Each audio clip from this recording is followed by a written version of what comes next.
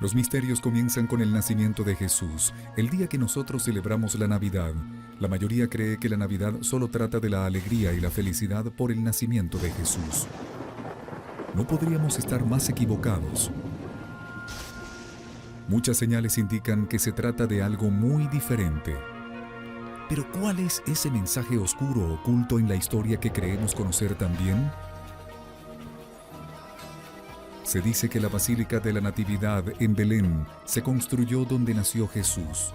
Durante siglos, cientos de miles de cristianos han venido a orar en este lugar sagrado. Pero su devoción se debe a una historia ensombrecida y saneada por el mito y la leyenda. La explicación bíblica original es asombrosamente diferente. Nos lleva directo al mundo real de la tierra sagrada 2000 años atrás, una tierra bajo control extranjero, revuelta por las diferencias políticas y religiosas. Según el Evangelio de Lucas, la historia de la Natividad comienza cuando María y José van a Belén, donde ella da a luz a Jesús.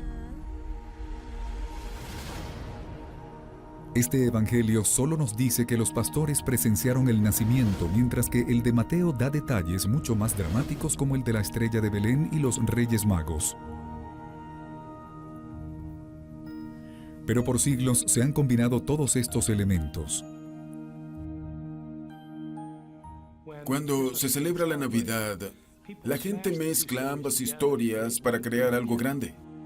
El nacimiento es una de las imágenes cristianas más populares. Una escena hermosa y hasta mágica. Las comunidades cristianas de todo el mundo han copiado cada detalle. El problema es que esta linda imagen nos ha distraído de lo que los escritores de los evangelios realmente querían decir. Creo que es un deseo romántico pensar que algo increíble debió acompañar el nacimiento, así que le agregamos cosas a la historia que la hacen más romántica y divertida.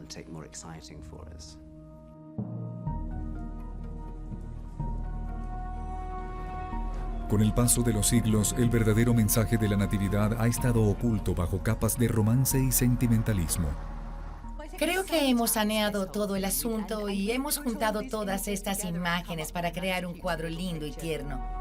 Las explicaciones bíblicas no ofrecen consuelo y alegría. Los símbolos familiares de la escena del nacimiento buscan transmitir un mensaje fuerte y contundente, cuando el nacimiento de Jesús se representa en el cielo estrellado. La estrella de Belén es uno de los símbolos más famosos de la Natividad. Según el Evangelio de Mateo, los sabios o reyes magos del Oriente se guiaron por ella hasta Belén. Algunas teorías dicen que se trataba de dos planetas muy cercanos o una estrella convertida en supernova. Pero hay otra idea que la vincula directamente con el mensaje de los Evangelios. Hay una frase en particular en el Evangelio de Mateo que dice que la estrella que los magos vieron se detuvo en el lugar donde había nacido el niño. Los magos iban de Jerusalén hasta Belén y mientras viajaban vieron la estrella frente a ellos. ¿Pero es posible que una estrella se detenga sobre un lugar como Belén? Solo una estrella puede hacer algo así. Se trata de un cometa.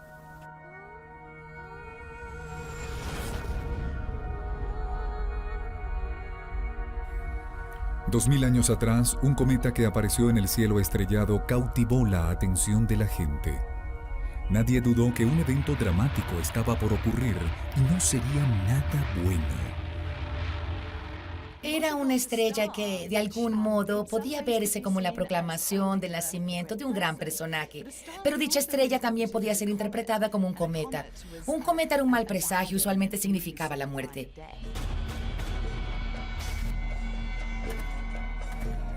Los Reyes Magos eran vistos como hombres inteligentes, los profetas de aquellos tiempos. Ellos sabían que aquella señal marcaría el nacimiento de un nuevo rey para los judíos, pero si era un cometa, quizás su futuro sería oscuro, por lo que lo siguieron hasta Belén llevando obsequios cargados de importancia.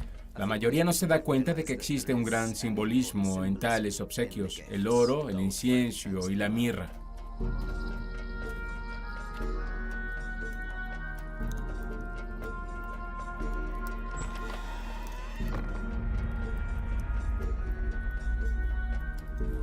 No eran obsequios para un niño común. Primero el oro. El oro es algo increíblemente valioso. Creo que lo que quisieron decir es que Jesús sería un rey y ese era un regalo apropiado para un rey. Luego, el incienso. El incienso se ofrecía usualmente a Dios, así que no representaba la realeza de Jesús, sino su divinidad. Pero es el significado del tercer obsequio lo que se ha olvidado en la modernidad, la mirra. Se trata de una planta resinosa utilizada para preparar los cuerpos para el entierro. Eso indica al lector que Jesús va a morir y que su muerte será parte de la historia. Así que la mirra advierte sobre la muerte y los primeros cristianos captaron este crucial mensaje. Incluso el famoso villancico Los Tres Reyes del Oriente, escrito en 1857, se refiere al verdadero significado de la mirra en el cuarto verso. Las escalofriantes palabras, sepultado en una fría tumba de piedras, son referencia clara de la muerte de Jesús.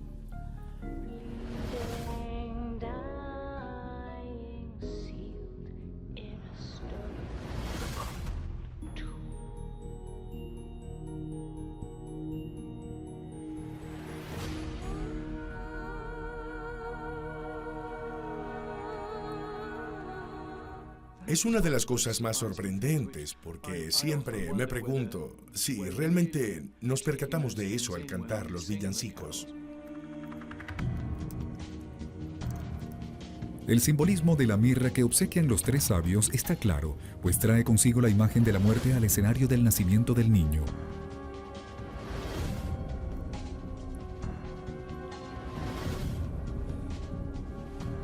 Y no solo es una imagen del futuro, es una imagen que cuelga sobre la Sagrada Familia en ese preciso momento, representada por el rey Herodes el Grande. Herodes era el rey de Judea, el corazón de la nación judía, un tirano sediento de sangre que mató a su esposa y 3 hijos tras pensar que conspiraban en su contra.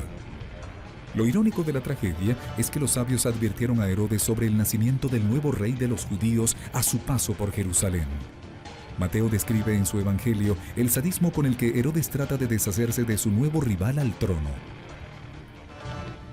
Este organiza el insólito, despiadado y violento asesinato de inocentes y manda a matar a todos los niños menores de 2 años. La advertencia sobre los asesinatos llegó a través de un ángel y María, José y Jesús huyeron a Belén para salvarse. Esta historia tiene un final terrible, muy violento.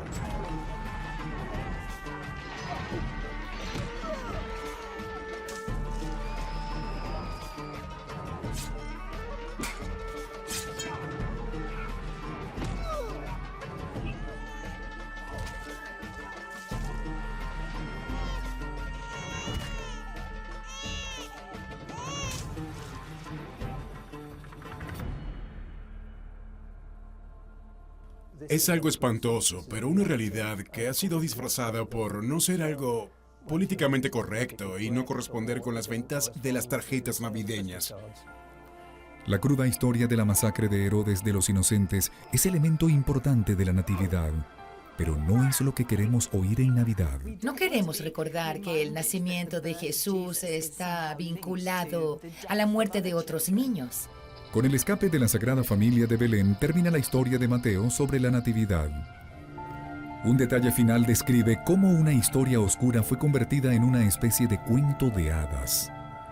El Cordero es una de las figuras más comunes en la escena del nacimiento.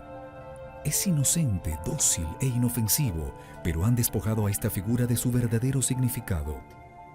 El cordero y la oveja son símbolos, y lo son porque al ser sacrificados se convierten en símbolos de Jesús, ya que Él también será sacrificado, al igual que el cordero o la oveja. Los pastores que aparecen en el nacimiento de Jesús no llegan ahí por accidente. Belén era el lugar donde se criaban los corderos destinados a sacrificios religiosos, particularmente durante la Pascua judía, lo que no resulta una coincidencia.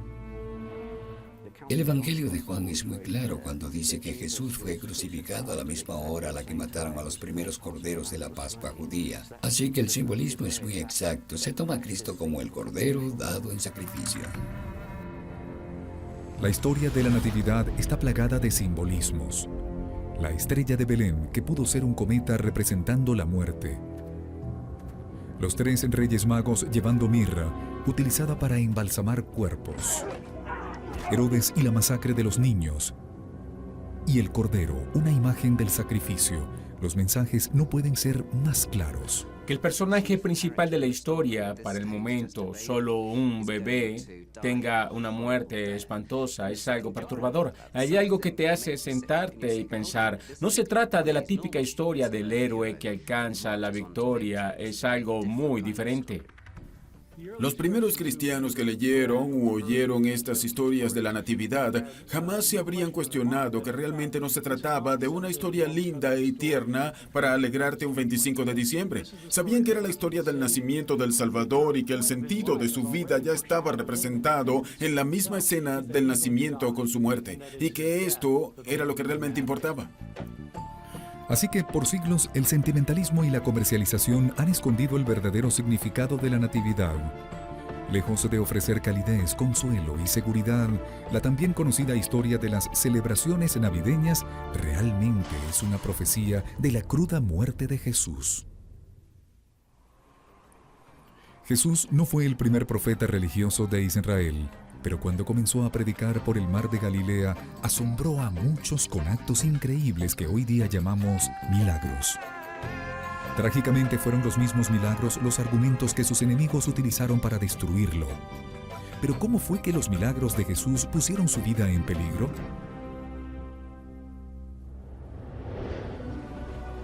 Cuando pensamos en los milagros de Jesús, las historias que se nos vienen a la mente son tan dramáticas como la vez que caminó sobre el agua, pues se convirtió en una demostración de su poder divino. El mismo poder puede evidenciarse en otro famoso milagro. Esta es la iglesia de la multiplicación en Tabgha. Está ubicada en la costa noroeste del mar de Galilea, también conocido como el lago Kinneret. Aquí fue donde se cree que Jesús alimentó a los 5,000. Lo vemos a él alimentando a la gente, a 4 o 5,000 personas que estaban ahí. Multiplicó los panes y los peces para que hubiera suficiente para todos. Pero ¿por qué Jesús, alguien con tal poder sobre la naturaleza y tanto amor por las personas, fue condenado a morir en una cruz? La respuesta yace en los actos de sanación que suman la mayoría de sus milagros.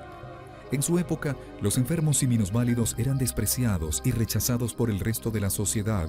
Aún así, Jesús los ayudó. Al curarlos, Jesús los integra simbólicamente a la comunidad y le enseña a la gente, al menos por unos momentos, lo que es estar en el reino de Dios. Algunos eran objetivos seguros de discriminación, como aquellos que sufrían de una enfermedad que aún hoy genera pavor, la lepra.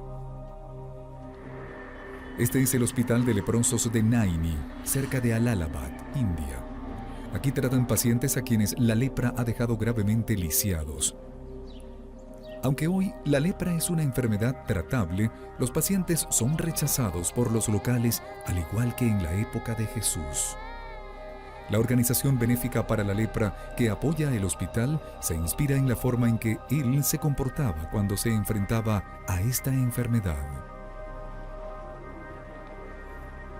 En la época de Jesús, la lepra no solo era aterrorizante, se veía como señal de impureza moral y religiosa.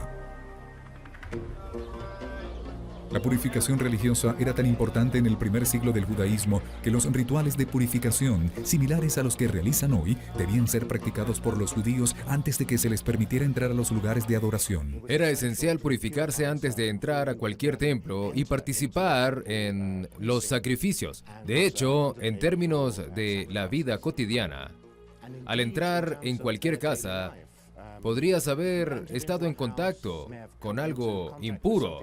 Así que la costumbre era que había que purificarse. Jesús enfrenta la idea de la purificación religiosa con un milagro muy famoso descrito en los Evangelios.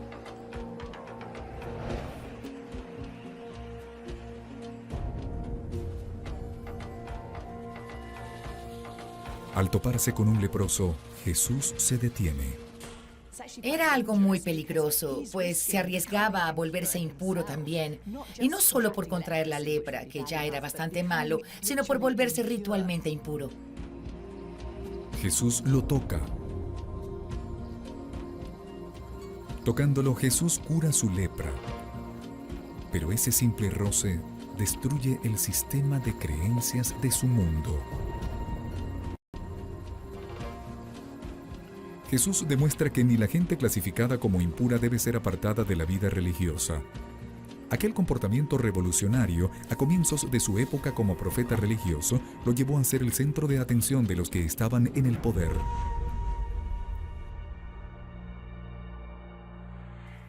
Creo que desde entonces comenzaron a vigilarlo y se hizo alguien muy importante.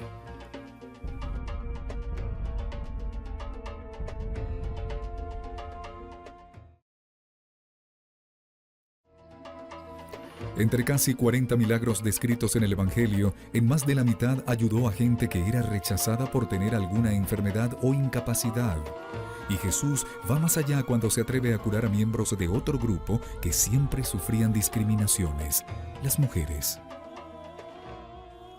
Acercarse y escuchar a las mujeres fue algo revolucionario para la época.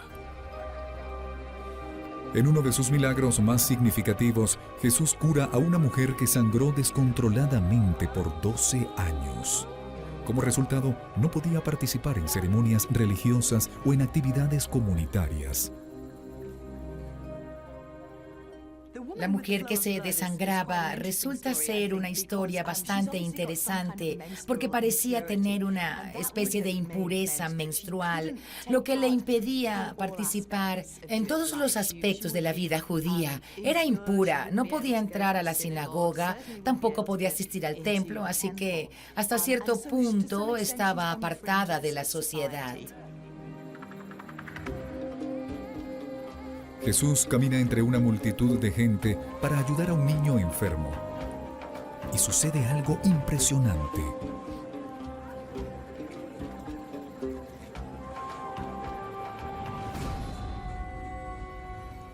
Una mujer que aparece y toca sus vestimentas. Cambia el mundo. Aquella mujer que tenía prohibido asistir a la sinagoga o a eventos públicos por sangrar durante 12 años, se atrevió a tocar a Jesús. Y tal roce la curó. Significativamente Jesús la llama hija, un distintivo que no le había dado a ninguna otra persona sanada por sus milagros. Y vuelve a ser pura. Lo normal era que tuvieras que bañarte, luego informar al sacerdote sobre lo sucedido. Pero Jesús, por su propia autoridad, le devuelve la pureza. Jesús usó sus milagros para regresar a los marginados a la sociedad. Con ello, estaba retando una creencia fundamental para su época. La gente que se pensaba impura no podía participar de la vida normal. Los milagros de Jesús iban en contra de las costumbres de la época, curar leprosos, tocar mujeres. Hacía cosas que no estaban permitidas en ese momento y creo que lo hacía a propósito. Pero existía otro tipo de enfermedad que generaba pavor, la posesión demoníaca. Todos le temían. Al tratar de regresar a sus víctimas a la vida normal de la sociedad, Jesús no solo rompía las reglas, se adentraba en un mundo oscuro de miedos y supersticiones. Creo que sus milagros retaban de muchas maneras las costumbres, y no solo por la forma en que curaba a la gente o cómo las alimentaba, muchas veces rompía las reglas abiertamente. La gente de la época culpaba no solo a Dios de las enfermedades y el sufrimiento, también se lo atribuían a los demonios.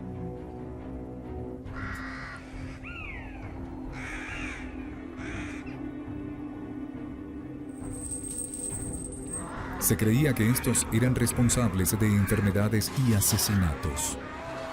Les aterraban los poseídos porque nadie sabía lo que eran capaces de hacer. Violencia física, quizá. Pero Jesús no quería que nadie fuera excluido de la vida religiosa, y su oportunidad para demostrarlo llegó cuando se enfrentó a una figura aterradora. Hubo alguien que debió ser encadenado y amarrado para poder controlarlo. Era tan peligroso que era un riesgo público. Solo podía vivir entre las tumbas, así que realmente fue expulsado de la sociedad humana. Para todos los de la zona era un hombre violento, incontrolable y aterrador. Pero cuando vio a Jesús, su comportamiento cambió. La Biblia dice que los demonios que vivían en él reconocieron su divinidad.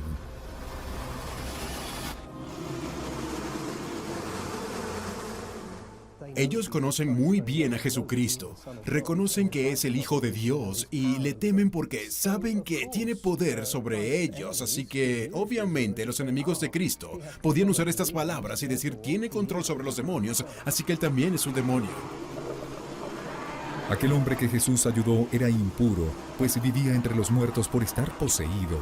El milagro termina cuando Jesús expulsa a los demonios de su cuerpo y estos se incorporan en una manada de cerdos que estaba cerca. Enloquecidos, los cerdos se lanzan por un risco y mueren. Jesús había liberado al hombre. Algunos de los que escucharon la historia sintieron temor y furia, pues pensaban que Jesús conocía mucho de demonios. La gente empezó a preguntarse si se trataba de un mago, de un hechicero que había aprendido aquello del diablo. Eso fue uno de los cargos en su contra, que despojaba demonios en el nombre del rey de los demonios. Los reportes de los milagros de Jesús alrededor de Galilea llegaron hasta Nazaret, su lugar de nacimiento. Pero el resultado no fue el esperado. La gente se sintió indignada al ver que el hijo de un carpintero se atrevía a romper las leyes religiosas que dominaban sus vidas. Pero cuando regresaba a Nazaret y se atreve a hablar en la sinagoga, Jesús comprende el riesgo que estaba corriendo. La gente quería lincharlo. Lucas nos cuenta la historia de cómo Jesús es llevado a la cima de una colina donde estuvieron a punto de lanzarlo al vacío.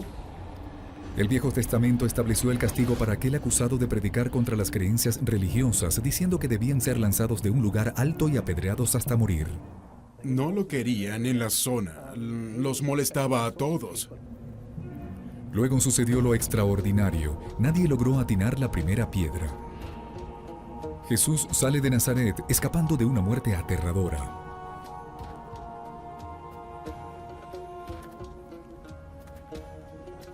El mensaje de los milagros sanadores de Jesús era revolucionario. Todos podían ser parte del nuevo reino de Dios.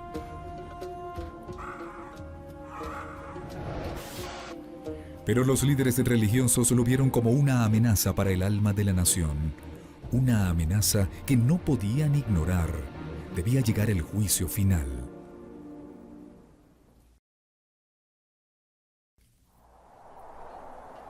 Pero ¿cómo desarrolló Jesús la sabiduría que demostró tener cuando hacía milagros en Galilea?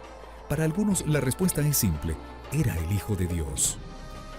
Sin embargo, otras teorías dicen que tuvo que salir al mundo y aprender de la experiencia.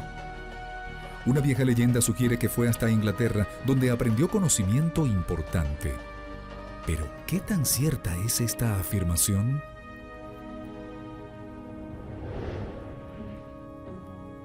Tras la poderosa descripción del nacimiento de Jesús, el Evangelio solo lo menciona una vez más como niño. Cuando tiene 12 años, desde ese momento hasta cumplir los 30, hay un vacío. ¿Qué sucedió en esos 18 años? La visión tradicional cuenta que de joven Jesús aprendió la labor de José y se convirtió en artesano y carpintero. Pero es posible que no pasara toda su juventud trabajando en el pequeño pueblo de Nazaret, ya que Galilea para ese entonces no era un lugar estancado. Creo que Galilea en el primer siglo era un lugar de florecimiento, especialmente en términos de agricultura, comercio y otras actividades. Dicho éxito se debió a que la región estaba bajo ocupación romana. Nazaret era la entrada a un pueblo concurrido llamado Séforis, cercano a una de las rutas de comercio más importantes del Imperio Romano. La ubicación de Séforis era ideal para que los comerciantes de Galilea tuvieran la oportunidad de llegar a mercados lejanos y obtuvieran materia prima. La idea de que pequeños comerciantes tuvieran un acceso más amplio amplio al mercado mediterráneo, por así decirlo. Es algo que hay que tomar en cuenta si vamos a pensar en las provincias orientales. ¿Sería Séforis el lugar donde Jesús conoció a ese hombre crucial para la historia de Inglaterra, José de Arimatea? José solo aparece en los evangelios cuando muere Jesús y reclama su cuerpo para enterrarlo. Según los evangelios, José era seguidor secreto de Jesús y un hombre acaudalado. Para algunos, el hecho de que le permitieran enterrarlo sugiere que podían ser parientes. Otras historias afirman que José era el tío abuelo de Jesús y que su riqueza provenía de la venta de metales valiosos. En la civilización antigua no solo la plata y el oro tenían valor. Metales más comunes como el estaño y el cobre eran esenciales para la manufactura del bronce, utilizado para hacer desde estatuas hasta armaduras. Y el principal lugar con reservas de estaño era el sureste de Gran Bretaña, lo que hoy se conoce como los condados de Devon y Cornwall.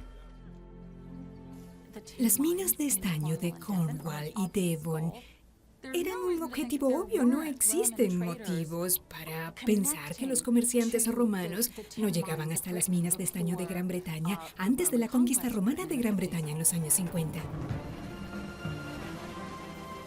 ¿Pudo Jesús haber acompañado a José de Arimatea a Gran Bretaña en busca de estaño?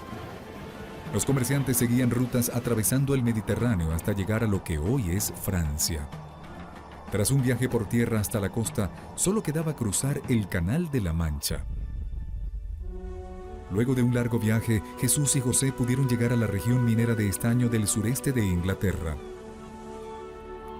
Actualmente, autores británicos como Glyn Lewis están convencidos de que Jesús fue hasta Gran Bretaña y llegó hasta lo que hoy se conoce como el Condado de Cornwall. Creo que Jesús vino a Cornwall con su tío José de Arimatea hasta más de una vez.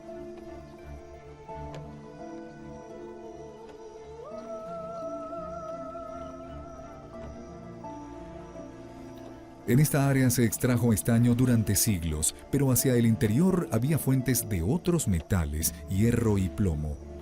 Jesús y José debieron ir a un centro de comercialización para encontrarlos.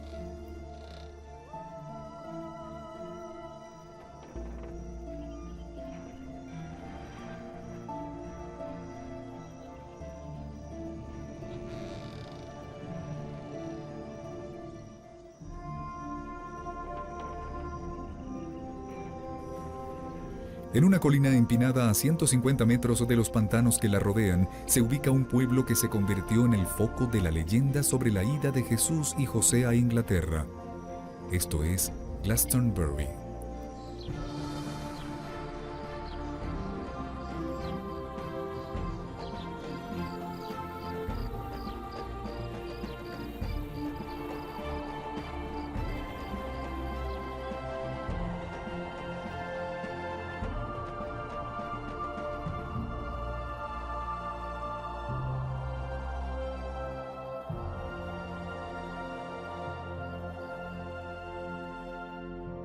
Aquí es donde se abre una nueva dimensión a la historia de Jesús en Inglaterra.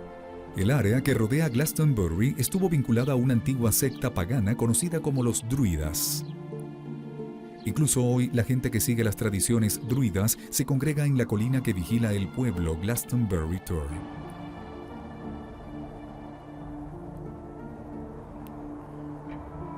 Los druidas eran importantes figuras de la Gran Bretaña antigua, así como los sacerdotes, maestros y curanderos.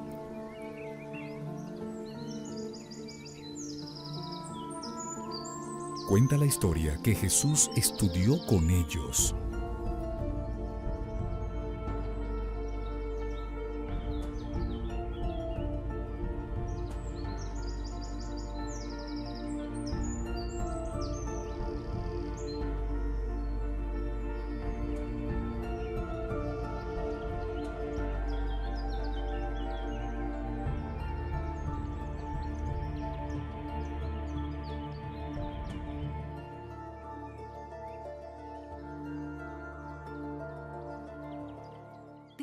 No hay evidencia histórica que confirme que Jesús estudiara con los druidas, pero ¿queda algún recuerdo en la iglesia medieval? Creo que es una idea que busca tomar crédito de parte del poder espiritual de Jesús. Es la idea de que algo de lo que hace de Jesús un ser tan especial fue tomado de nosotros, de nuestra región.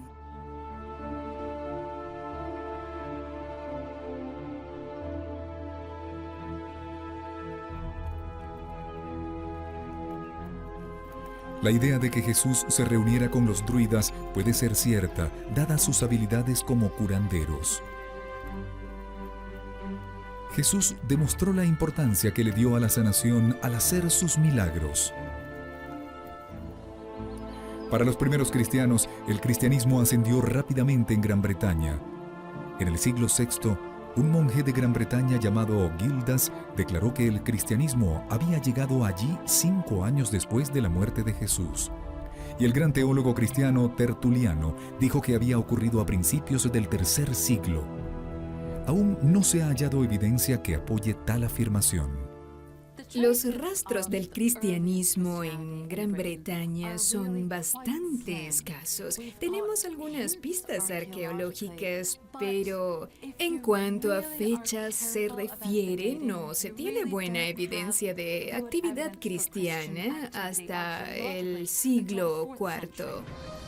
Lo que sí sabemos es que la leyenda de Jesús visitando el suroeste se dio en la época medieval, y todo comenzó con las escrituras de un hombre. A comienzos del siglo XII, Guillermo de Malmesbury escribió una historia sobre la abadía de Glastonbury.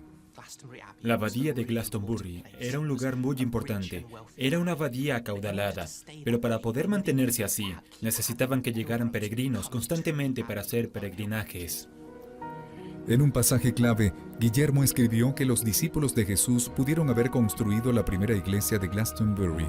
Según Guillermo, la abadía se mantuvo como un destino obligado para los peregrinos, así que años más tarde, los monjes fueron más lejos, esta vez usando la figura de José de Arimatea. Para el siglo XIII, José estaba vinculado a la historia del Santo Grial.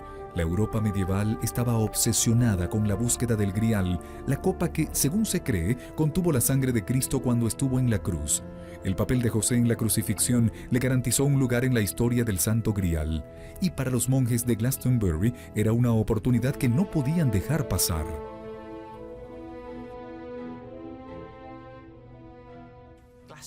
Glastonbury enseguida empezó a trabajar en esto y se dieron cuenta de que si podían atribuirse el hallazgo de José de Arimatea, podían hacer lo mismo con el Santo Grial y con los comienzos del cristianismo, lo que a su vez atraería monjes, peregrinos y toda clase de gente. Cuando la abadía de Glastonbury afirmó que José de Arimatea había estado en su iglesia, la historia fue aceptada. Y eso hizo posible que la gente creyera que el mismo Jesús había ido con José.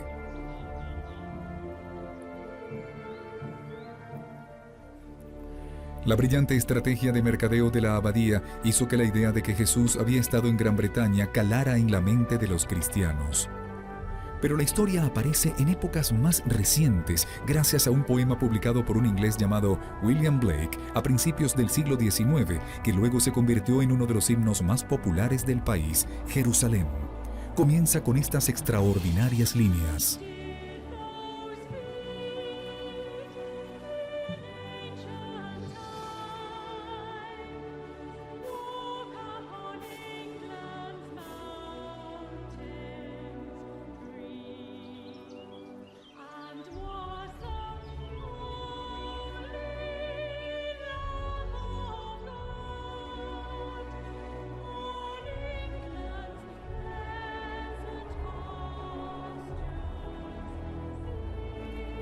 La leyenda de que Jesús, el Sagrado Cordero de Dios, pisara Inglaterra atrajo a muchos. Un joven religioso, radical y peligroso de Palestina había llegado a la Gran Bretaña celta. Esa conexión es realmente evocadora. ¿Pero por qué Blake escribió el poema? Cuando la revolución industrial de Gran Bretaña convirtió el país en una gran industria, Blake estaba aterrado, así que usó la imagen de la antigua Gran Bretaña santificada por Jesús para recordarles a sus lectores lo que había perdido. Jerusalén se ha convertido en el himno no oficial del país. Suena en partidos deportivos y hasta se oyó en la boda de Guillermo y Kate Middleton. A pesar del deseo popular de vincular a Jesús con Inglaterra, la historia sigue siendo una leyenda. Pero aún necesitamos información sobre esos 18 años perdidos. ¿Qué queda de la pregunta de cómo ganó todo ese conocimiento demostrado en sus sermones? Luis tiene muy claras las respuestas. Cuando él reaparece en Nazaret, prácticamente era un extraño. La gente lo reconocía, pero se preguntaba dónde había estado y cómo había obtenido tanta sabiduría. Y creo que la obtuvo en Gran Bretaña. La idea de que fuera a Gran Bretaña es algo exagerada, pero no imposible. Los detalles de la vida de Jesús se han convertido en la base de una religión mundial. No es una sorpresa que muchos países quieran ser parte de su historia. Quizá la evidencia de que Jesús fuera a Gran Bretaña esté en algún lugar.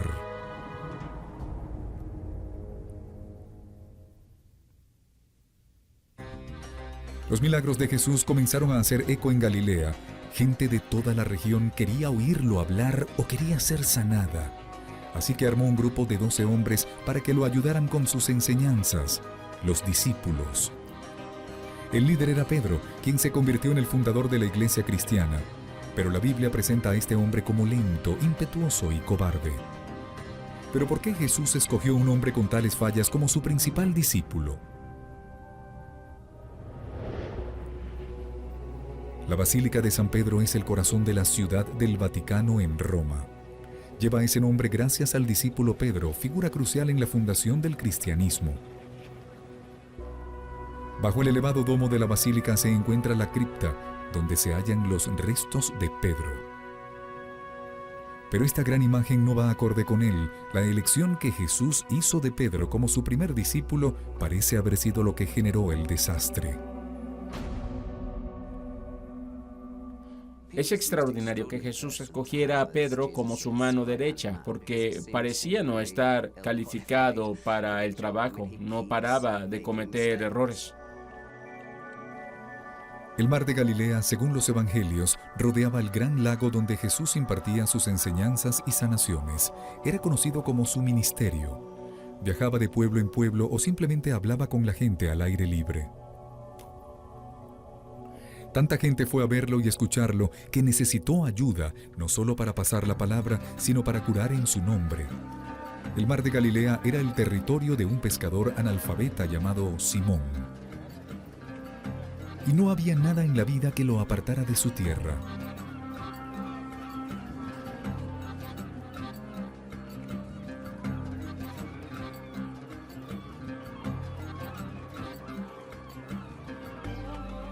Pero cuando Jesús visitó el pueblo de Simón buscando discípulos, él fue el primero que lo siguió. Jesús lo nombró Pedro. El nombre significa la roca, y Jesús predice que Pedro será la roca sobre la cual se fundará el nuevo reino de Dios.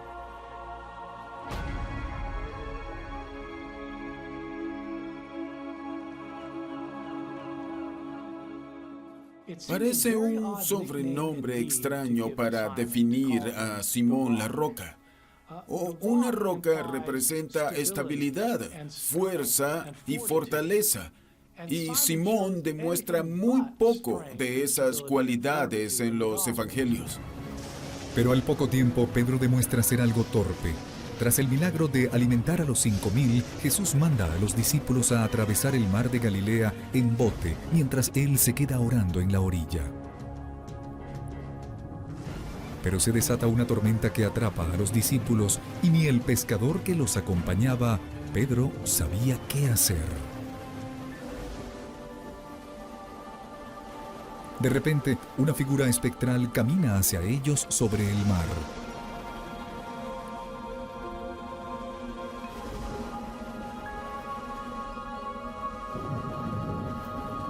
Pero Pedro convierte el milagro que presencia en algo burlesco.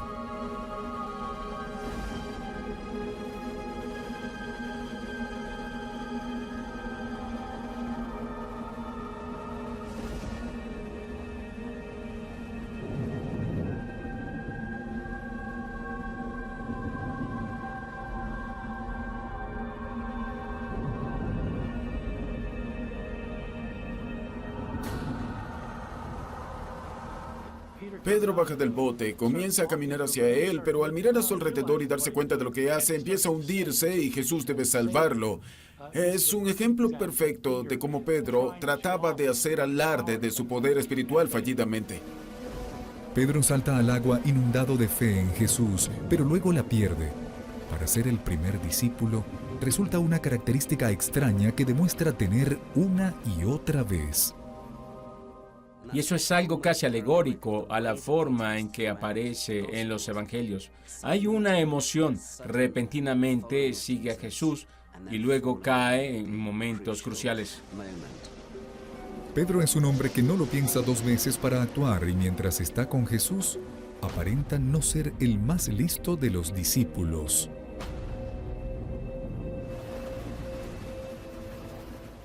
Se torna difícil leer los evangelios y comprender que Pedro era algo torpe y realmente no se daba cuenta. El Evangelio de Mateo resalta un caso en el que Pedro no logra comprender la misión de Jesús en la tierra. Esto ocurre en el momento crucial en el que el primer discípulo debía anunciar que Jesús era el anhelado Mesías. Jesús le dice a Pedro y a los otros que deben ir a Jerusalén para cumplir con su destino y expiar los pecados de la humanidad con su muerte. Pero Pedro da un paso al frente e intenta detenerlo. No sin que Jesús lo detenga tempestivamente. Era grandioso. Con eso finalmente Pedro había comprendido quién era Jesús. Pero luego Jesús dice que debía ir a Jerusalén para ser rechazado por los escribas y ancianos y ser crucificado. A lo que Pedro responde, no, Señor, tú no. En otras palabras, Pedro acepta que él es el Mesías, pero no comprende lo que significa. Y Jesús debe contestarle, apártate de mí, Satanás. Pedro parece atravesarse una y otra vez en el plan divino de Dios en el que la salvación de la humanidad llegaría con la muerte de Jesús. La contradicción del comportamiento de Pedro lo convirtió en foco de atención de teólogos. Conoce las palabras, pero no comprende el significado de lo que dice, por lo que Jesús se vuelve bastante crítico con él. Me siento mal por Pedro porque no estoy segura si realmente alguien comprendió el mensaje de Jesús. No era solo que Pedro no comprendía la idea de la vida y el ministerio de Jesús, negaba completamente su debilidad.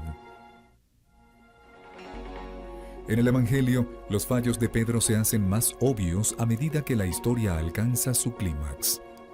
En la última cena, Jesús le habla a Pedro sobre la deslealtad que prontamente le demostrará.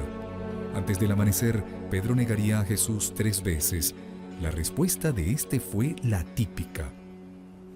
Él, con algo de arrogancia, le dice a Jesús que permanecerá a su lado sin importar nada. El Evangelio de Juan cuenta la historia de la peor de las faltas de Pedro en el jardín de Getsemaní.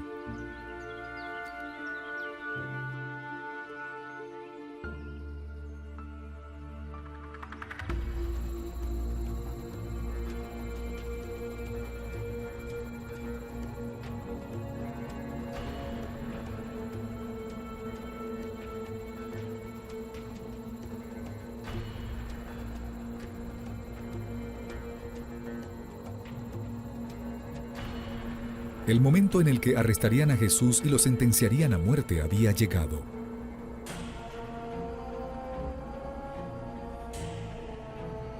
Pero cuando llega Judas con sus soldados para identificarlo y arrestarlo, Pedro trata de detenerlos. Cuando entran, es Pedro quien saca una espada y le corta la oreja a Malco, el esclavo. Jesús detiene el tonto intento de Pedro de retrasar lo inevitable, pero el imprudente comportamiento de Pedro no era su peor cualidad. Esto se hace claro cuando éste se enfrenta a la última prueba y actúa como un cobarde, tal como lo dijo Jesús.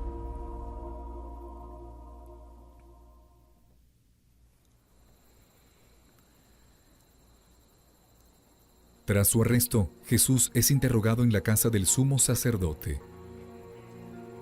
Y ahora, a pocas horas de haber insistido en que permanecería con él hasta el final, Pedro hace lo predicho.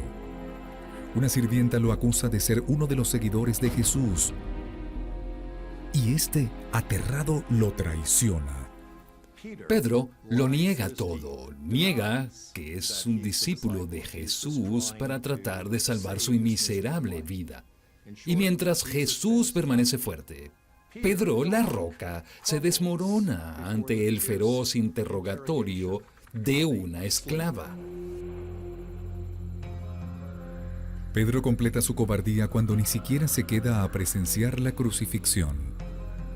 Huye de la escena mientras Jesús enfrenta solo la muerte. Este acto de traición se deja ver el lado más vergonzoso de Pedro.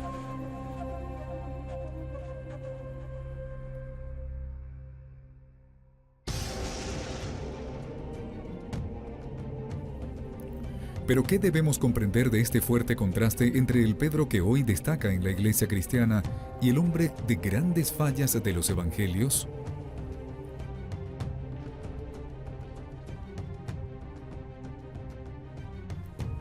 Algunos alegan que Pedro fue escogido precisamente por su debilidad. ¿Podría ser que quizás sus fallas y fracasos capturan la esencia de la forma en que los cristianos comunes se comportan en situaciones difíciles?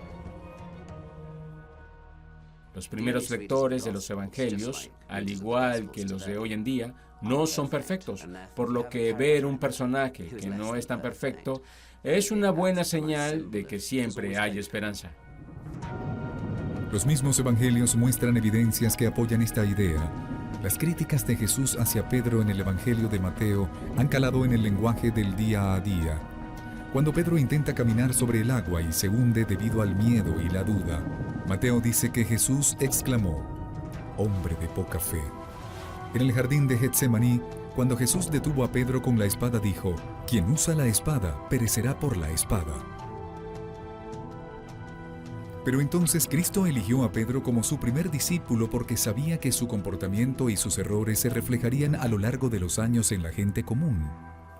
Pedro es alguien con quien la gente puede identificarse y quizá por eso obtuvo una posición tan prominente en los evangelios, porque él más que nadie se parece a nosotros. El final de la historia de este hombre común, convertido en el discípulo más importante de Jesús, resulta dramático. Luego de la resurrección, Pedro comienza a viajar predicando la fe, pero, según la tradición, fue arrestado en Roma y sentenciado a muerte. Lo que sucede después es asombroso. Pedro insiste en ser crucificado al revés porque no se siente digno de morir como Jesús. Así termina el viaje de Pedro entre la torpeza y la sabiduría, la cobardía y el valor.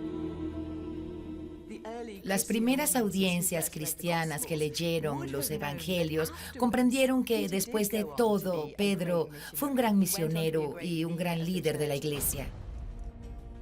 Fue gracias a sus fallas que se convirtió en la historia exitosa que hoy es, uno de los primeros misioneros del cristianismo. Pero la decisión de Jesús de elegir un personaje débil como su mano derecha fue realmente un error. Tal parece que su decisión fue deliberada para tomarlo como ejemplo. El mensaje subyacente para todos los cristianos es este: si Pedro pudo fallar de esa manera y aún así llegar tan lejos, el ser humano común cuya debilidad lo ha llevado por el mal camino también puede ser perdonado. En los evangelios sobre la crucifixión y la resurrección, sobresale un nombre como ejemplo claro de fe y devoción: María Magdalena. Aunque muchos la recuerdan hoy como una prostituta. Pero ¿cómo fue que María Magdalena se convirtió en víctima de tal difamación?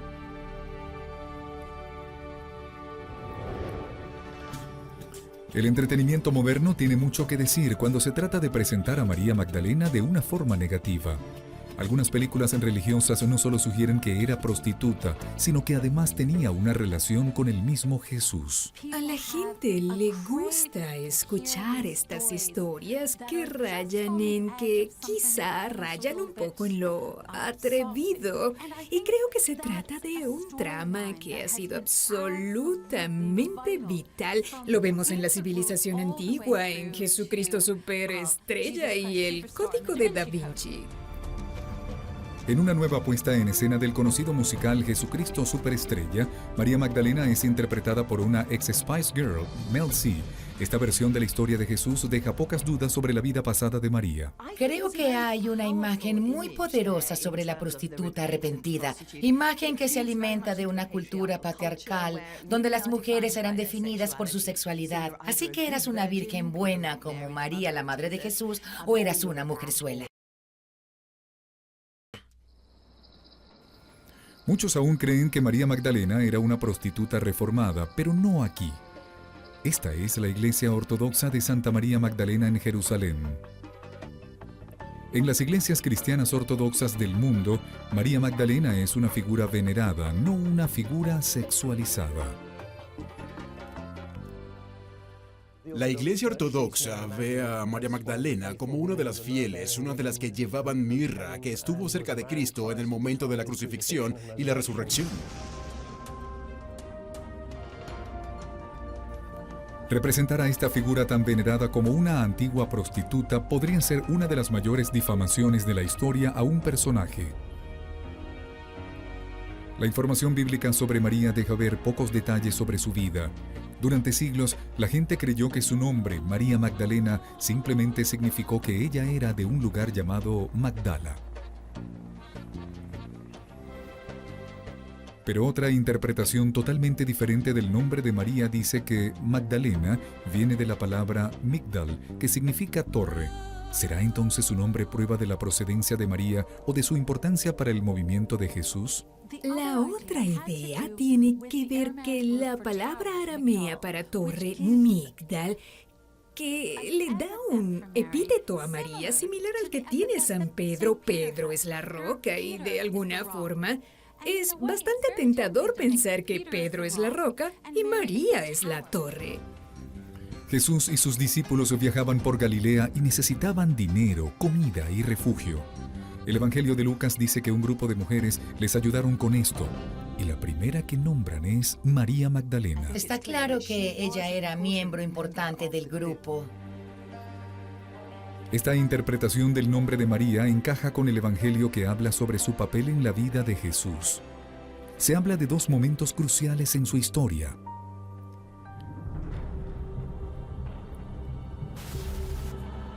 Mateo, Marcos y Juan dicen que María se quedó con Jesús durante la crucifixión cuando todos los discípulos huyeron. Y según Juan, María fue la primera persona, hombre o mujer, que vio la ascensión de Jesús.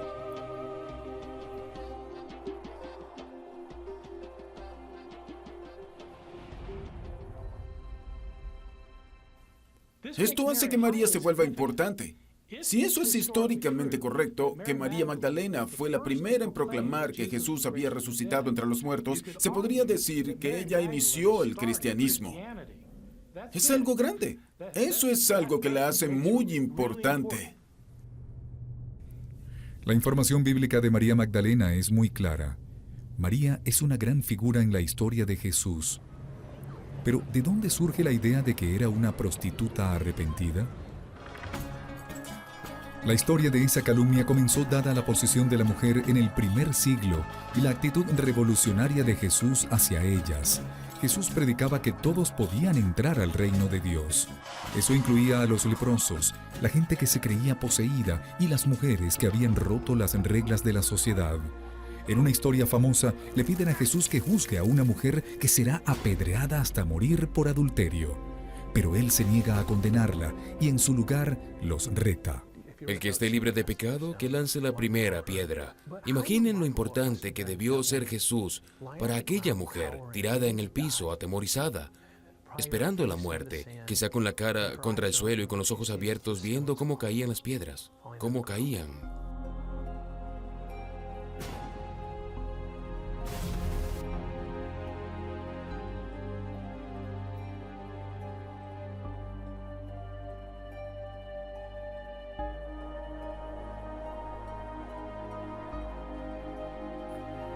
Pero condenar la forma en que trataban a las mujeres era típico de Jesús. El hecho de que ellas formaran parte de su movimiento era algo revolucionario. Una de las cosas más llamativas que han demostrado los estudios modernos sobre Jesús es que él aparentemente se involucraba de forma inusual con las mujeres de su ministerio público. La disposición de Jesús para aceptar a las mujeres como iguales les permitió a éstas unirse a sus seguidores, y en los primeros años del cristianismo, el estatus de María Magdalena rivalizaba con el de Pedro. En el siglo XIX se halló un antiguo manuscrito que describe una discusión entre María, Jesús y los discípulos. Se le conoce como el Evangelio de María, pero nunca fue aceptado como igual a los evangelios bíblicos. Pero no todos los investigadores piensan que debe ser desechado. Tenemos estos magníficos textos que llamaron el Evangelio de María, escritos posiblemente a finales del segundo siglo, que parecen preservar un debate sobre María Magdalena.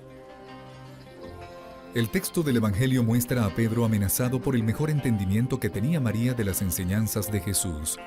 Y este es solo uno de los muchos pasajes cristianos que enfatizan el estatus de María.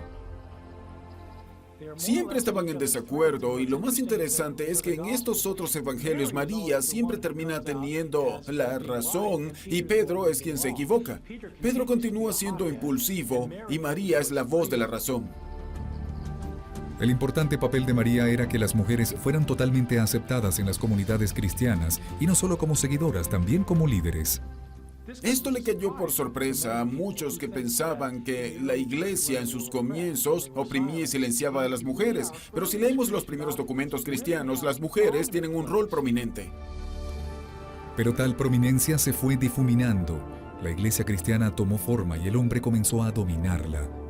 Luego, a finales del siglo VI, María se convirtió en víctima de un asombroso ataque. El responsable fue una de las figuras más importantes de los inicios de la iglesia cristiana, el Papa Gregorio Magno. A finales del siglo VI hubo una serie de desastres en Roma. Gregorio creyó que la ciudad estaba siendo castigada por Dios. La solución que impuso fue que todos se arrepintieran de sus pecados, pero necesitaba un símbolo poderoso para inspirar a la gente, y usó la historia de una prostituta arrepentida del Evangelio de Lucas. Él fue quien le dio la imagen de prostituta arrepentida a la figura de María Magdalena. Fue un acto de genialidad y uno de los escasos momentos que nos deja ver cómo realmente sucedieron las cosas.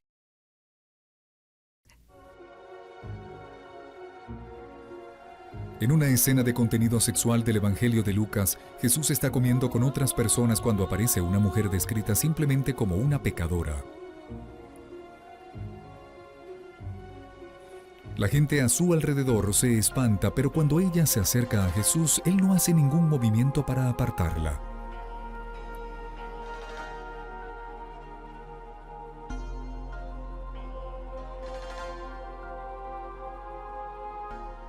Ella llora, moja los pies de Jesús con sus lágrimas, los seca con su cabello, los unge con aceite, y Jesús le dice que es amada y que será perdonada. Y como será perdonada, también será amada. Es una historia muy resonante sobre el pecador que va a Jesús y se arrepiente.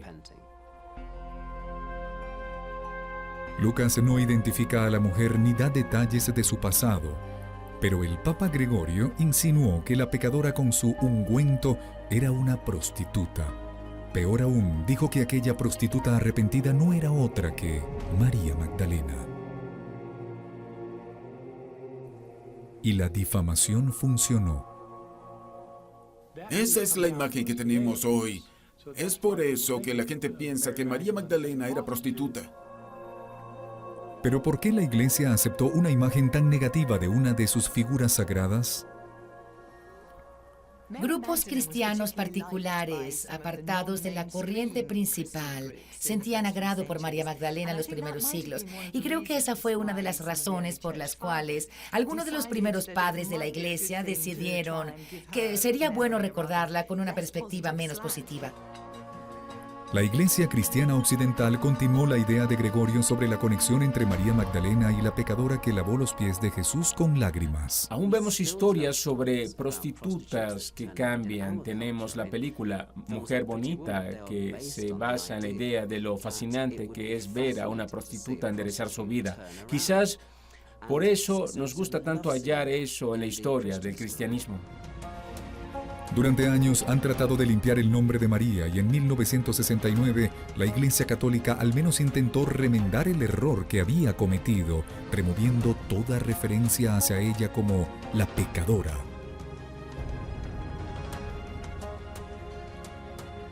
Además, el Papa Juan Pablo II reconoció su verdadero significado para la fe cristiana.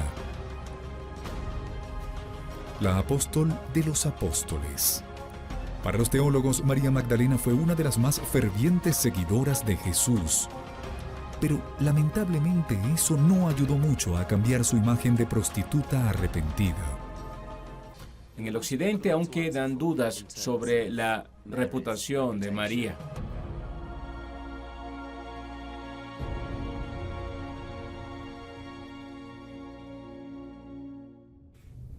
Bajo llave, en la Basílica de San Pedro de Roma se halla una tela que supuestamente contiene el rostro de Cristo. Pero no se trata del famoso sudario de Turín, se llama el velo de la Verónica. Durante siglos, el velo de la Verónica era una de las reliquias más atesoradas por la Iglesia Católica, pero hoy esa imagen de Jesús que alguna vez fue tan crucial es casi desconocida. ¿Por qué?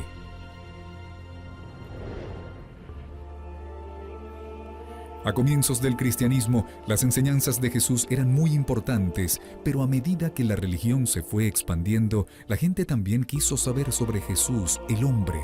La gente necesitaba algo en qué enfocar sus creencias, querían saber cómo lucía. La tradición católica es importante, siempre lo ha sido, y tener una especie de esencia tangible con la que uno se pueda identificar hace que se transmitan las realidades espirituales.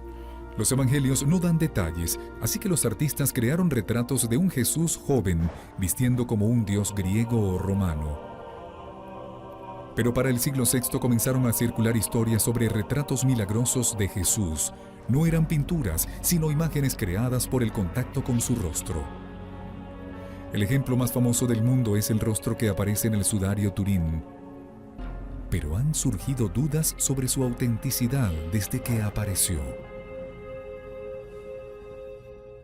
No se hace mención del sudario de Turín antes del siglo XIV en una iglesia de Francia. El obispo local dijo que no era el sudario original, sino que era uno falso. En la época medieval, la imagen que la Iglesia Católica veneraba como el verdadero rostro de Jesús se hallaba en otro pedazo de tela conocido como el velo de la Verónica. Y no se trataba del de un cadáver, decían que era el rostro de Jesús vivo. El Papa Inocencio III fue quien promovió la historia de la Verónica, historia que cautivó a la Iglesia Católica y es mucho más importante que el sudario de Turín, que no es más que un objeto provincial de Francia. La cúpula de la Basílica de San Pedro en Roma está soportada por 4 pilares colosales, cada uno construido en honor a una reliquia invaluable que se encuentra resguardada en la basílica. Uno de ellos es el pilar de la Verónica.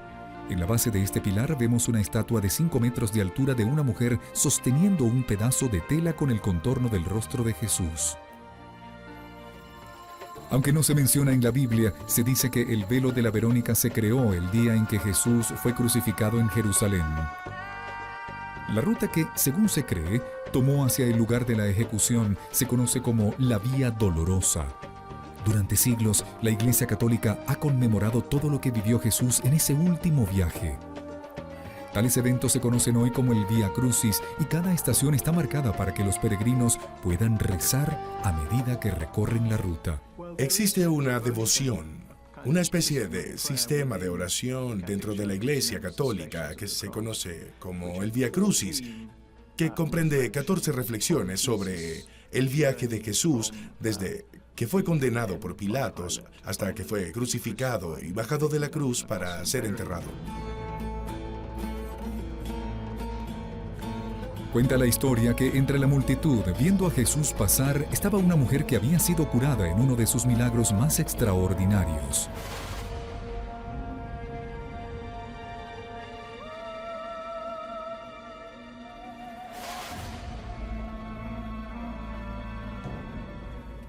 Se le identifica con la mujer que en los evangelios sinópticos había padecido de sangrado menstrual durante 12 años y había sido curada por Jesús.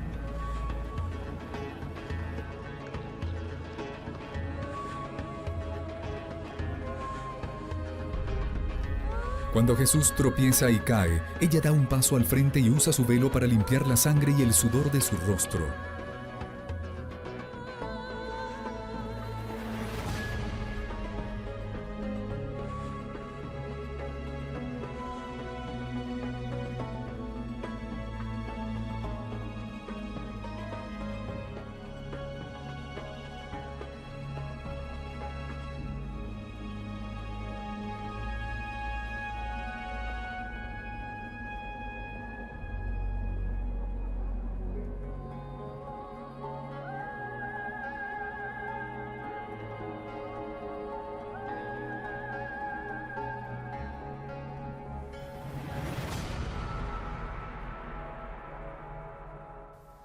Cuando Jesús le devuelve el velo, su imagen había quedado grabada.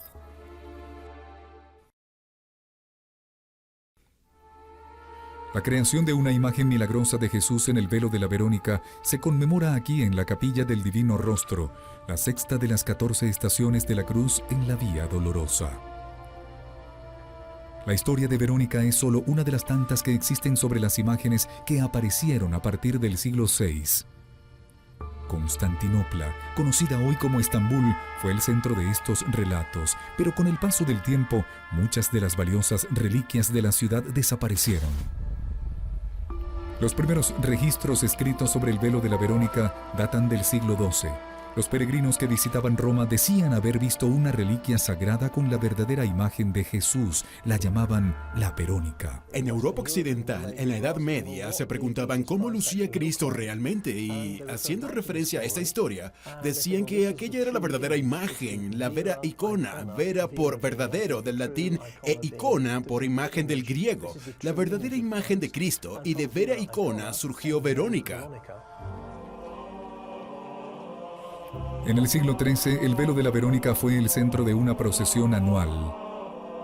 En el año 1300 se exhibió públicamente en la Basílica de San Pedro y fue nombrada Maravilla de la ciudad de Roma. El poeta Dante lo vio y elogió a la Verónica en su gran obra La Divina Comedia. Ver el velo de la Verónica era uno de los puntos más importantes en cualquier peregrinaje a Roma. Muchos estuvieron presentes al revelar a la Verónica y resultó peligroso. Mucha gente entró violentamente a la basílica para ver el velo, y en el año 1300 un monje británico murió entre la multitud. El estatus de reliquia valiosa del velo se incrementó cuando el Papa le compuso una oración especial. Recitada frente al velo, reduce el castigo después de la muerte por los pecados terrenales. Era la primera vez que la iglesia cristiana le daba a una oración tal poder. Si has viajado a Jerusalén, si has visto la Verónica, si has ayudado a financiar grandes edificaciones de una iglesia, le habrás restado tiempo a tu condena por pecador. La creencia en el poder del velo era tal que la gente comenzó a comprar copias para poder continuar orándole, incluso después de salir de Roma. Ver a la Verónica era como la anticipación a ver a Dios cara a cara. Luego el rumor y el misterio comenzaron a nublar la historia del velo. En 1527, Roma fue capturada por un ejército rebelde y en un desenfreno de violencia y saqueo, muchas obras de arte invaluables y reliquias fueron robadas y destruidas. ¿Acaso una de las reliquias cristianas más importantes del mundo sobrevivió? Pareciera que fue robada en el saqueo de Roma. Tan pronto el enorme pilar de la Verónica construido para honrar el velo fue terminado, el Papa Urbano III tomó medidas sobre las copias que se hacían de la Verónica y ordenó que todas fueran destruidas. Aunque la Iglesia Católica insistió en que el verdadero velo estaba en el pilar, el público dudó y la veneración a la Verónica decayó.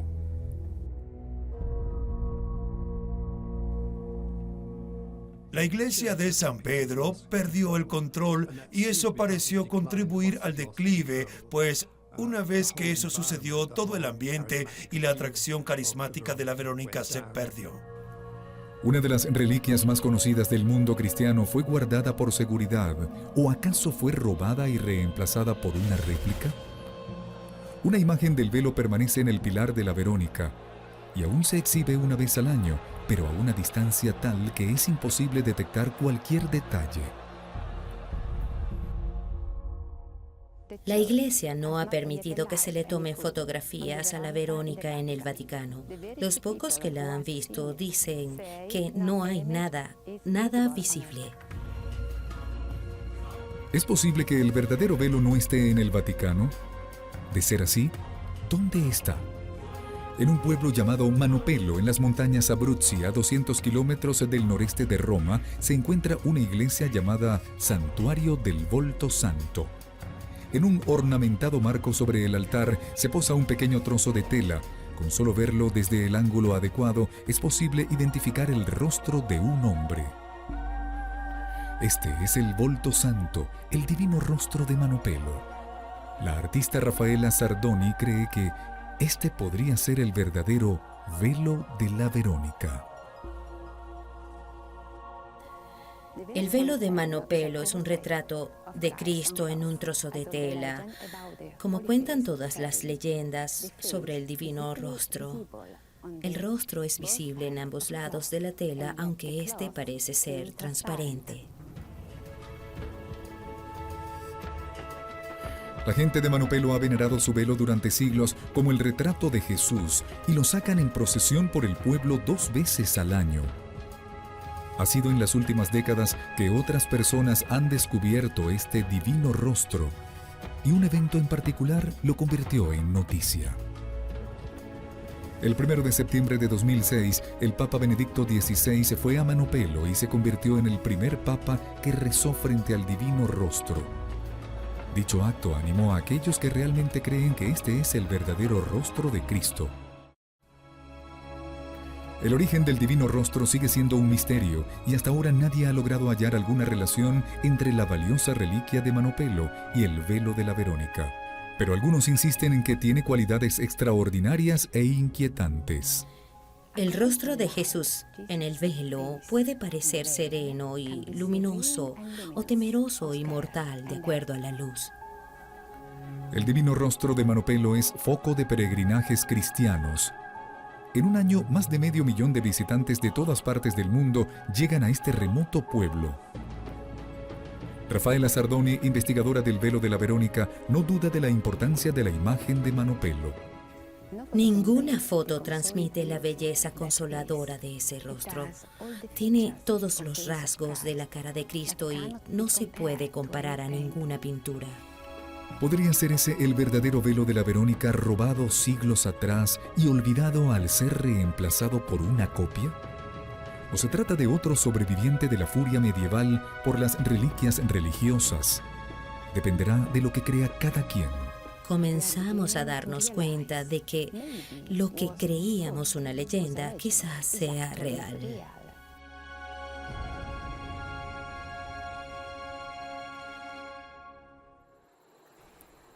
Desde su nacimiento, Jesús recorrió un camino que solo lo llevaría a un final, su muerte. Los evangelios de la Natividad muestran claramente este destino y los milagros de Jesús hicieron que poderosos enemigos lo tuvieran en la mira.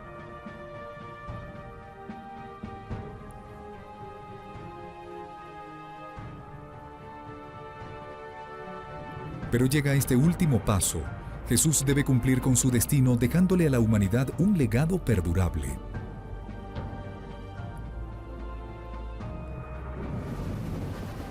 Pero aún queda un misterio.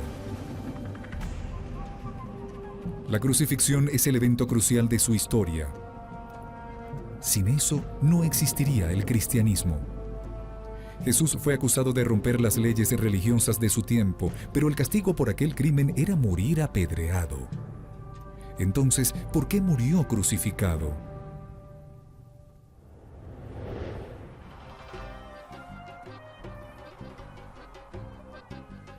Esta es la iglesia del Santo Sepulcro en Jerusalén. Se dice que se edificó en el lugar de la crucifixión, el rudo y agonizante final de la vida de Jesús en la tierra. Pero para algunos estudiosos, el horror de su muerte era crucial para el nacimiento del cristianismo. Si no lo hubiesen sacrificado, no existiría el cristianismo. Jesús sabía que debía morir en la cruz. De hecho, según el Evangelio de Mateo, sabía exactamente cómo se darían los hechos. Aún así, debía hacer que ocurrieran. El primer paso era ir a la santa ciudad de Israel, Jerusalén. Jesús recorrió el lugar hablando del reino de Dios, diciendo que Dios crearía un nuevo reino en Israel. ¿Y en qué mejor lugar que Jerusalén? Es por eso que ese tenía que ser el epicentro de su mensaje. El gran templo estaba en Jerusalén. Este dominaba la ciudad y atraía a fieles de todo el Oriente Medio. Pero era más que un monumento. El templo es el corazón del judaísmo, tan simple como eso. Los milagros y enseñanzas de Jesús retaron las ideas de las autoridades religiosas de Galilea, poniendo en riesgo su vida. Por poco escapó a la muerte en el norte de la provincia, pero sabía que tendría la muerte segura si se atrevía a hacer lo mismo en el corazón de la nación judía. Jesús estaba totalmente seguro de que se enfrentaba a una muerte atroz. Sabía que se metería en la boca del león, yendo a Jerusalén.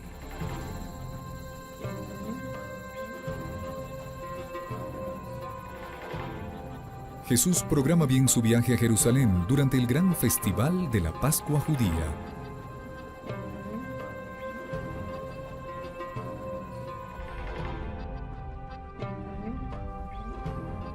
Era un momento de tensión, pues los judíos celebraban su escape de Egipto siglos atrás y Jesús no hizo ningún esfuerzo para no causar problemas cuando se dirigió al templo. Los que cambiaban dinero estaban ocupados con los judíos de todas partes del mundo que cambiaban sus monedas por el dinero local para pagar el impuesto del templo. Así era como el templo se mantenía. En uno de los más famosos incidentes de los evangelios, Jesús ataca a los que cambiaban dinero y vendían animales dentro del templo.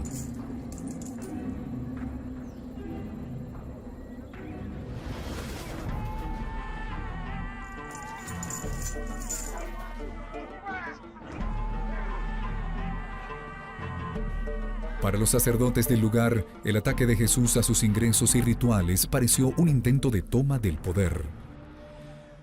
Fue de cierta forma una especie de acto mesiánico, eso de reclamar la propiedad del templo. Algo tal vez entendible, puesto que la administración del lugar veía el templo como su distrito y pensaba, ¿quién diablos te crees que eres? Nosotros estamos a cargo, ¿cómo te atreves a tomar este tipo de acciones? Los sacerdotes oyeron que Jesús había estado diciendo que serían destruidos junto a su templo. Y no permitirían que eso sucediera sin castigo.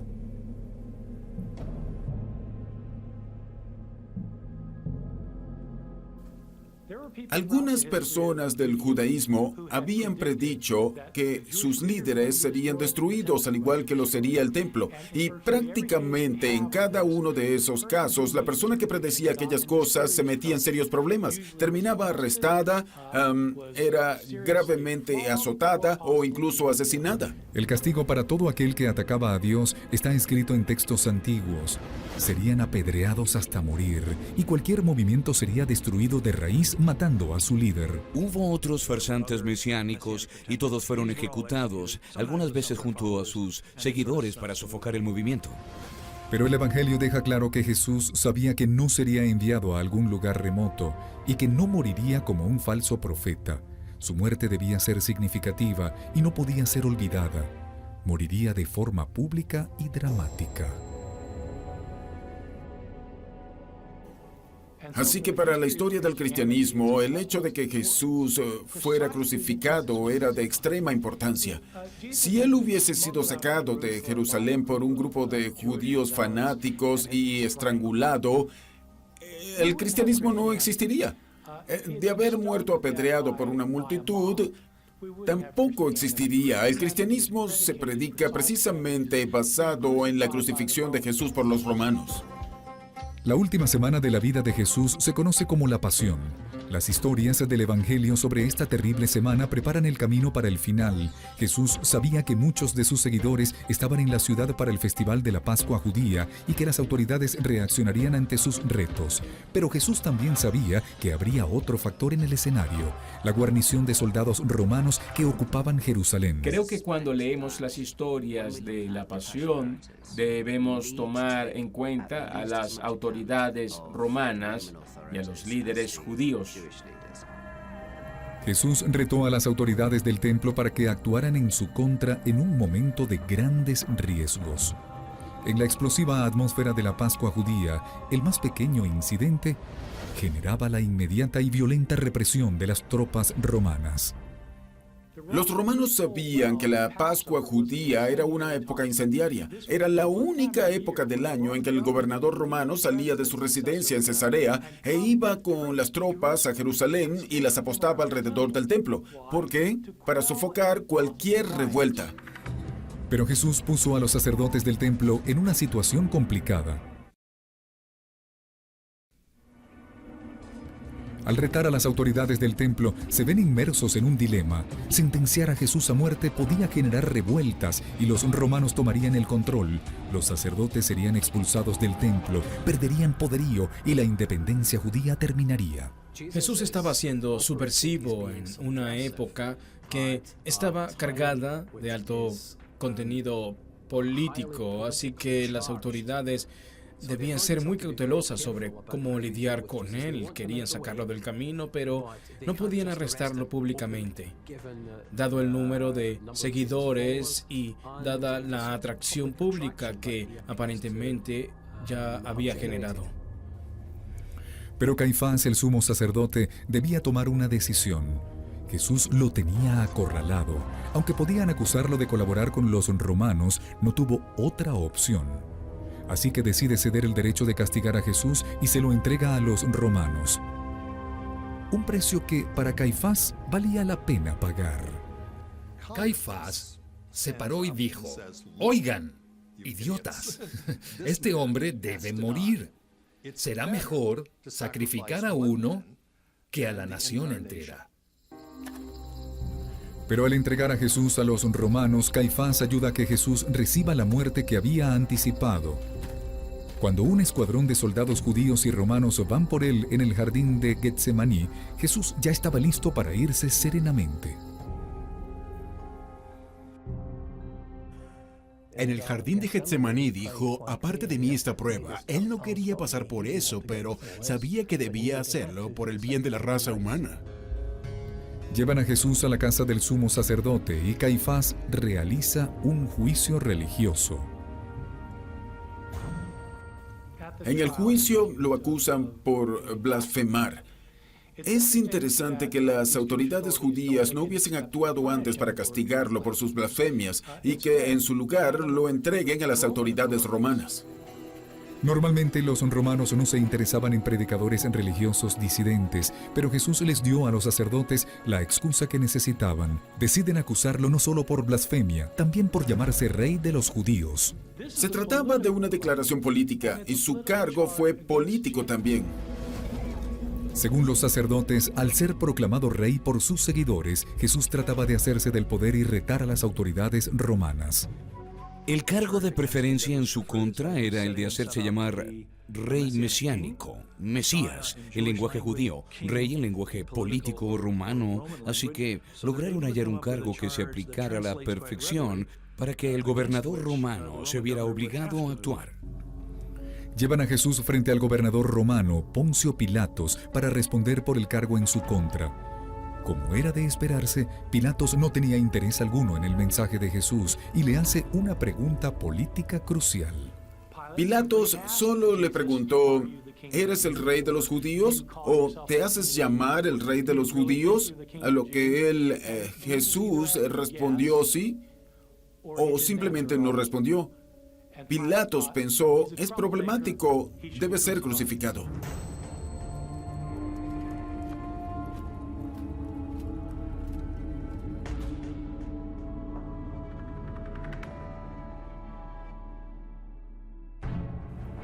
Jesús fue declarado culpable y sentenciado a muerte.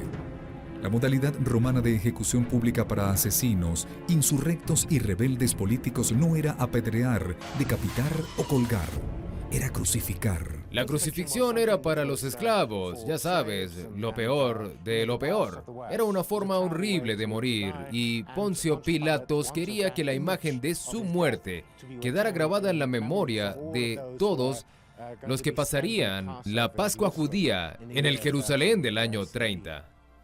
Hablamos de una forma de castigo diseñada para prolongar el proceso, para hacerlo lo más doloroso posible y para hacer que espectadores presenciaran la muerte de una persona de la forma más humillante. La muerte de Jesús sería un espectáculo público degradante. Primero fue brutalmente golpeado, luego fue obligado a cargar la pesada cruz de madera por las calles. Según los evangelios, con su muerte, Jesús expía los pecados de la humanidad. Pero eso significaba que debía experimentar el horror. Incluso se rehúsa a tomar la bebida para calmar el dolor que le ofrecían a la gente que sería ejecutada. Creemos que las víctimas usualmente morían asfixiadas. No perdían mucha sangre al ser clavadas de manos y pies en la cruz. Morían más bien tratando de respirar mientras estaban en esa posición. La crucifixión de Jesús se llevó a cabo cerca de una de las entradas a Jerusalén, a la vista de todo el que entraba o salía de la ciudad, escenario donde se inició una nueva religión.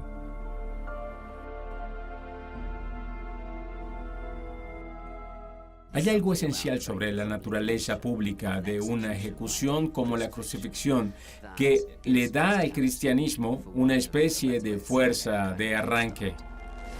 La Biblia cuenta que con su muerte Jesús había cumplido su misión en la tierra. Obligando a las autoridades judías y romanas a actuar en su contra, llevó su mensaje al escenario público.